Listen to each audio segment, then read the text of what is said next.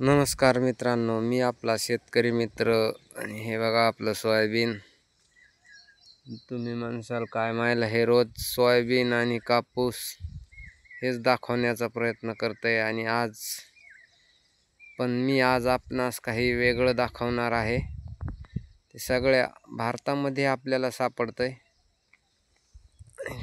ते आज मी तुम्हाला दाखवण्याचा प्रयत्न करणार आहे व त्याच्याविषयी थोडक्यात माहिती सांगणार आहे। तर हे बघा,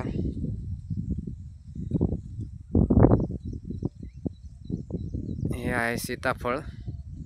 सीताफळाचे खाण्याचे फायदे व नुकसान आज याच्याबद्दल मी थोडक्यात आपल्याला माहिती देणार आहे।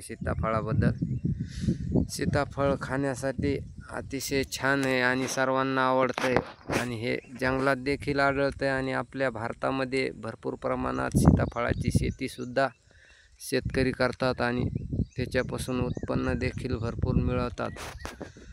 पण याचे काही खाण्याचे फायदे देखील आहेत आणि जास्त प्रमाणात खाल्लं तर नुकसान देखील आहे। तर आपण फायद्याविषयी बोलू। तर हे सीताफळ बघा आता छान पद्धतीने आलेले आहे। तर याला खाण्याचे फायदे व याच्यामध्ये कुठले गुणधर्म आढळतात, तर मित्रांनो याच्यामध्ये भरपूर प्रमाणात कॅल्शियम, पोटॅशियम, कार्बोहायड्रेट आणि फायबर असल्यामुळे हे खूप चांगलं आहे आणि याचा हार्ट अटॅकवाल्या माणसासाठी खूप चांगला फायदा होतो आणि याने पचनक्रिया देखील व्यवस्थित होते। सीताफळाने असं कॅल्शियम देखील भरपूर आहे, कॅल्शियमची कमी देखील भरून निघते शरीरातली। पण अतिशय कमी प्रमाणात खाल्लं पाहिजे, जास्त खाल्ल्यामुळे नुकसानदायक देखील होऊ शकतं। नुकसान असं आहे की जास्त खाल्ल्यामुळे सर्दी येणे, कफ होणे असा आजार आपल्याला होऊ शकतो। त्यामुळे खा, पण अतिशय योग्य पद्धतीने थोड्या प्रमाणात खावे।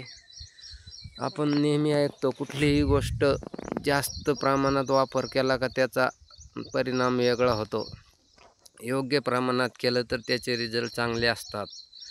तर हे सीताफळ मूलतः भारतीय नसून बाहेर देशातून आपल्या भारतामध्ये आलेलं आहे मित्रांनो।